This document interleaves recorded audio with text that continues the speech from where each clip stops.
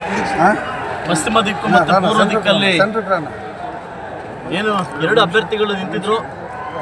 ಒಂದು ಅಭ್ಯರ್ಥಿ 35 ಓಟ್ಗಳಿಂದ ಜಯಗಳಿಸಿದ್ದಾರೆ, ಮೊನ್ನೆ ಕಾಡಪಲ್ಲಿ ನಾಗರಾಜ್ ಸರ್ ಅವರು.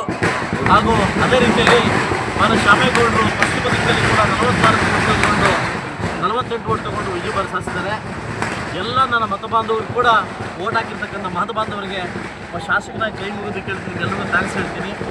ಈಗ ನಮಗೆ ಕೊಟ್ಟಿರ್ತಕ್ಕಂಥ ಟಾಸ್ಕನ್ನು ತುಂಬ ಎಲ್ಲ ನಾಯಕರು ಸೇರಿ ಆನಂದ್ ರೆಡ್ಡಿ ಅವರು, ಮುರಳಿಯವರು, ಶ್ರೀನಿವಾಸ್ ರೆಡ್ಡಿ ಅವರು, ರಿಪತ್ ರೆಡ್ಡಿ ಅವರು ಹೆಸರು ಹೇಳ್ತಾ ಹೋಗ್ತಾರೆ. ತುಂಬ ಉದ್ದ ಇದ್ದಾವೆ. ಜಗದೀಶ್ ಅವರು, ಪ್ರಕಾಶ್ ಅವರು, ಶಶಿಕಾಂತ್ ಅವರು, ನಾಗಮೋಹನ್ ಸಿಂಗಪ್ಪ ಅವರು ಎಲ್ಲ ಸೇರಿ ಕೂಡ ಎಲ್ಲ ಲೀಡರ್ಗಳು ಸೇರಿ ಈ ಒಂದು ಟಾಸ್ಕನ್ನು ಮುಗಿಸಿದ್ದೀವಿ.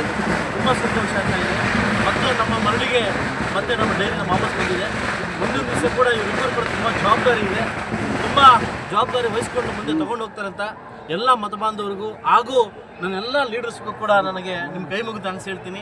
ನಾಳೆಯಿಂದ ನಾನು 15 ದಿವಸ ಊರಲ್ಲಿರೋದಿಲ್ಲ, ನಾನು ಯುರೋಪ್ ಪ್ರವಾಸ ಹೋಗ್ತೇನೆ ಫ್ಯಾಮಿಲಿ ಜೊತೆ. ಸೊ ದಯವಿಟ್ಟು ಎಲ್ರಿಗೂ ಧನ್ಯವಾದ ಹೇಳ್ತಾ ನನ್ನ ಎಲ್ಲ ಗೆಲ್ಸ್ಕೊಂಬಂದಿರ್ತಕ್ಕಂಥ ಎಲ್ರಿಗೂ ತುಂಬ ಅಂದರೆ ನಾನು ಎಲೆಕ್ಷನ್ ಟೈಮಲ್ಲಿ ಕೂಡ ಅಷ್ಟೊಂದು ರಿಸ್ಕ್ ತೊಗೊಂಡಿಲ್ಲ, ಅಷ್ಟೊಂದು ದೇವ್ರನ್ನ ಕೇಳ್ಕೊಂಡಿದ್ದೀನಿ. ಇವರಿಬ್ಬರು ಗೆಲ್ಲಿ ಅಂತ ಕೇಳ್ಕೊಂಡಿದ್ದೆ, ಒಳ್ಳೆಯದಾಗಲಿ ಅಂತ ಕೇಳ್ಕೊತೀನಿ. Thank you sir.